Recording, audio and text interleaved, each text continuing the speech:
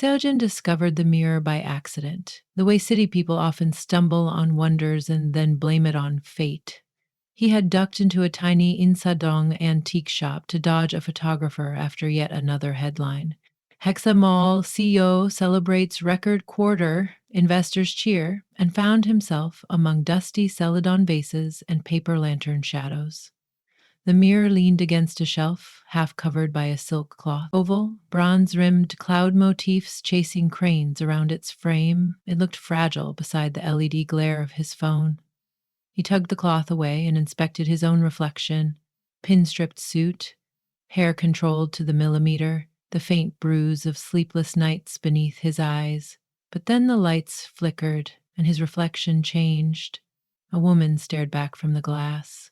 Hair in a loose braid, cheeks flushed as if from a kiln, clay smudged on a cotton apron. She tilted her head in confusion, at him or at the mirror, he couldn't tell, and mouthed a word he couldn't hear. He blinked. The image vanished. His own face returned. "Well?" croaked the shopkeeper, a stooped man with spectacles thick as bottle bottoms. "She likes you." Seojin frowned. "Who?"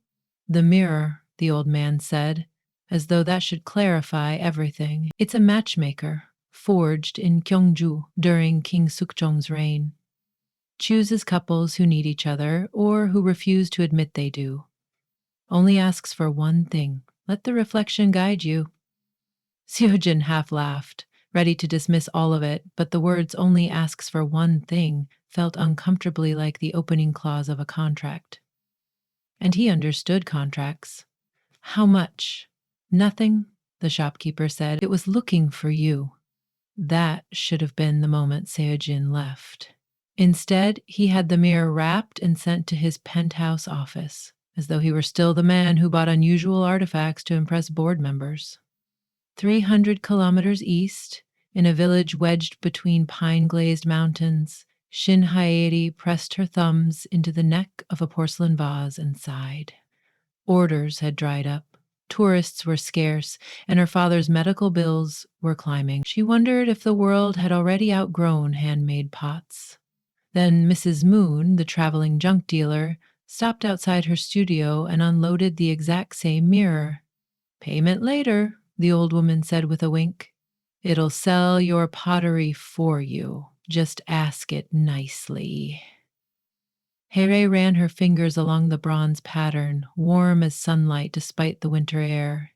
She peered into the surface and nearly yelped. A man gazed back, clean lines, jaw, suit, tie. He looked ready to scold a subordinate, but his eyes startled, dark, ringed with fatigue, softened when they found hers. They both reached for the glass, both whispered, "Who are you?" Then the mirror hazed, like breath on cold glass, and each saw only themselves again. That night, in Seoul, Seojin stayed late at headquarters to finalize a merger. He paced before the mirror, trying to parse spreadsheets while replaying the glimpse of the woman's face. Another hallucination born of exhaustion? He leaned close. Her reflection snapped into place. "Is this a video call?" she asked in Satori-tinged Korean, touching her cheek as if to confirm she hadn't been recorded. "I'm not broadcasting," he said. "I don't even know your number." "My name is Shinheri," she offered. "I'm a potter. Yoon Seojin, CEO of Hexamal." He expected a flash of recognition. Most Korean shop through his platform. Instead, she gave a polite nod that told him titles meant little next to a potter's wheel. "This mirror," she said slowly. "Is it haunted or matchmaking?" he muttered, remembering the shopkeeper. "Either way, it's broken. I don't do dates." "Neither do I. Too busy." She glanced at shelves behind her, bowls like half moons, plates feathered with cobalt cranes. "But I suppose we should humor it?" "An algorithm I could debug," Seojin said. "A bronze mirror with opinions. No idea where to start." Harry laughed. It was an unpolished sound, different from the curated chuckles he heard at investor dinners. Something in his chest shifted. Then the glass flashed, and Seojin's office vanished. He found himself looking outward from her side of the mirror, seeing himself in her studio, seeing her in his penthouse. For a dizzy instant, reflection swapped. He stumbled backward and the world righted itself. Did you? They asked simultaneously. Yes, each answered. The next week spun into a ritual, dawn and dusk.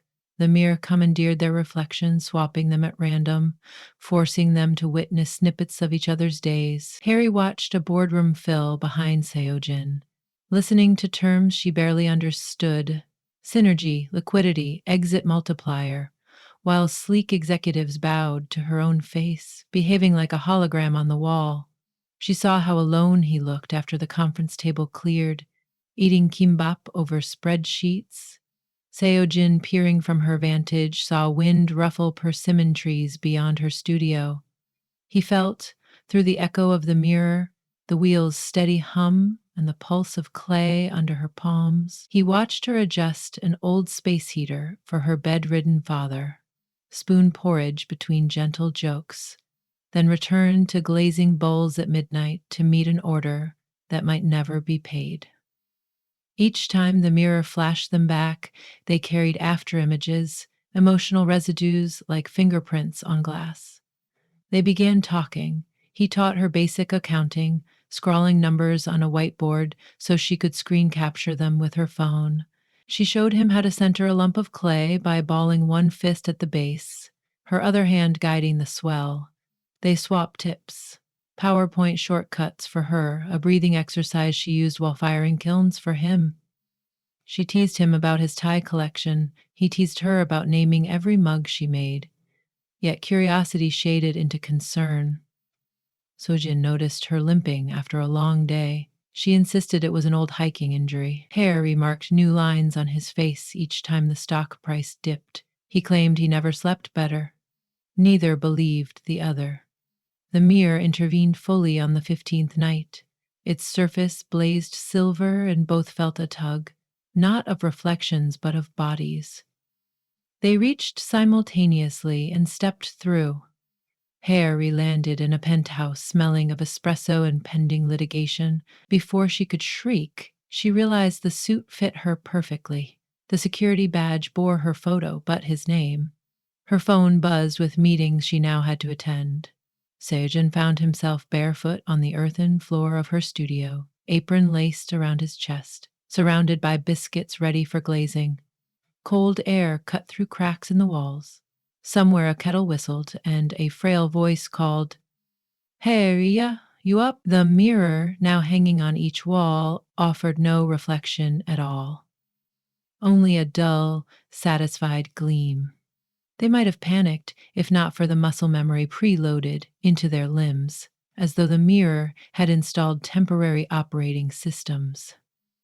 Hyeri straightened her tie and strode into a conference room, answering questions in English about projected ROI, as if she'd memorized the dictionary for breakfast. Sojin knelt beside Hyeri's father, reheated porridge, checked medication schedules, then returned to the wheel.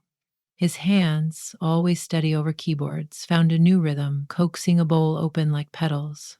Every few hours, a silvery ripple crossed their vision, and they were yanked back to their original bodies, sweating, gasping. But the borrowed skills lingered. Harry retained an intuitive grasp of market trajectories. Sojin's fingertips remembered the exact pressure for raising a cylinder 2 centimeters without collapse. By the third day, they realized the mirror had stopped doing things to them and had started waiting for them to do something for themselves. They met in person halfway, in Daejeon, at a weekend antiques fair where the original bronze mirror had supposedly first changed hands. Rain puddled between booths. Heieri arrived carrying a box of tumblers, glazed midnight blue. Seojin carried an umbrella large enough for 2. "So," she said under the awning, tucking wet hair behind her ear, "is this the blind date?" "More like a hostage exchange," he replied, offering the umbrella handle. "Our reflections for our lives." His phone buzzed. Investors wanted an immediate statement about rumors Hexamol would outsource domestic artisans in favor of cheaper 3D printing. He glanced at Hyri's tumblers. He made a decision. Can you trust me? He asked. I think I've already loaned you my face, she said. Trust seems minor after that.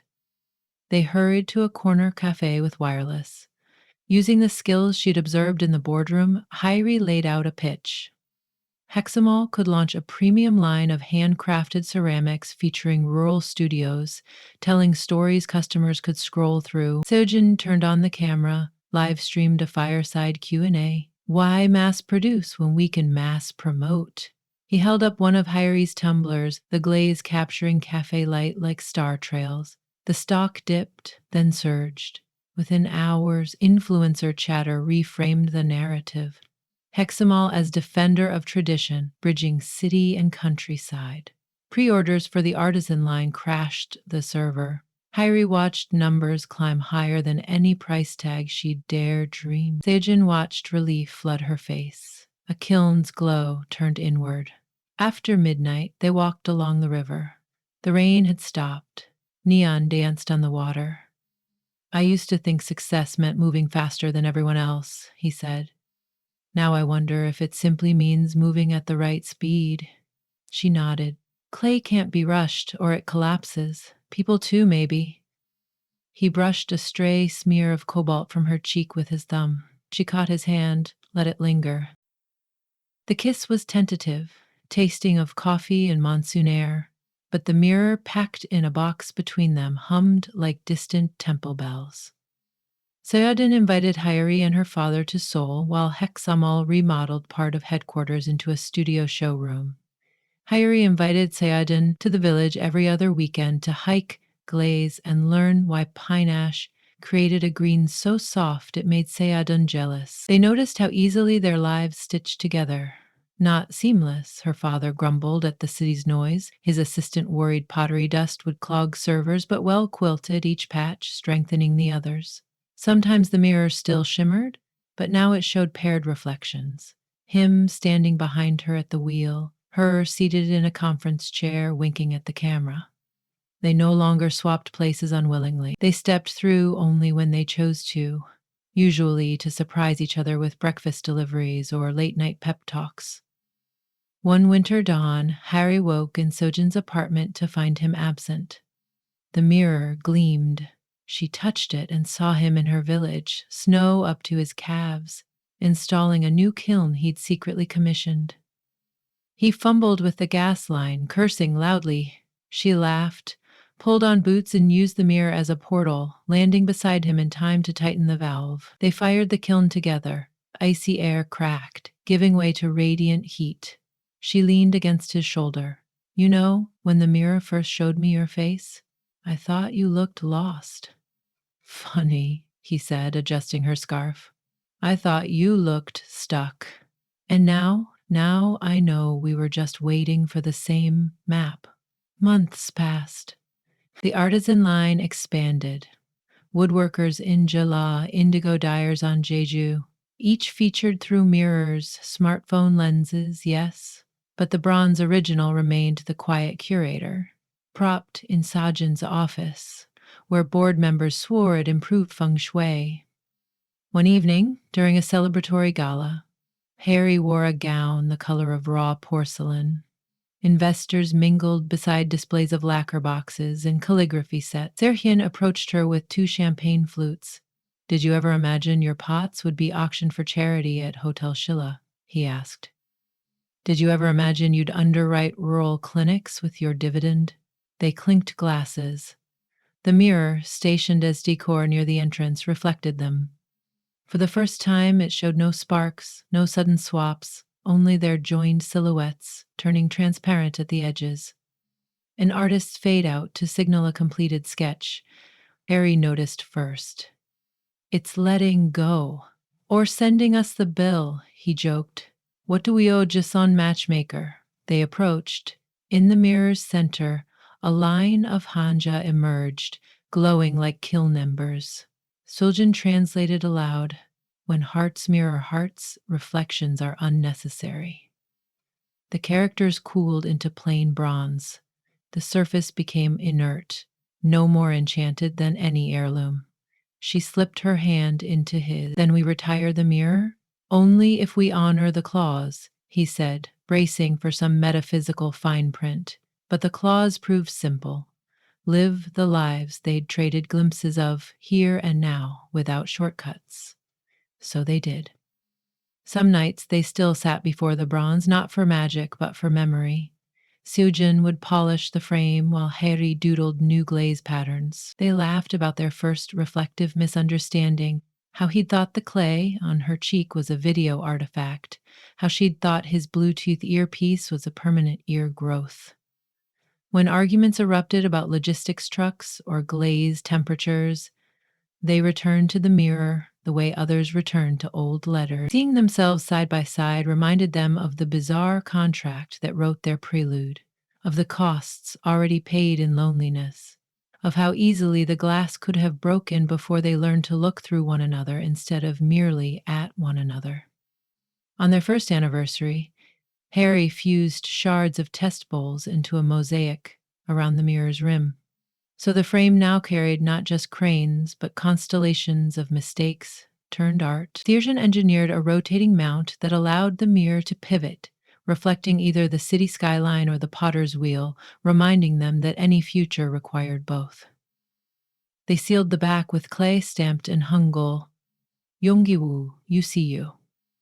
Years later, tourists visiting Haksamal's flagship store encountered an unmarked bronze mirror beside the escalators.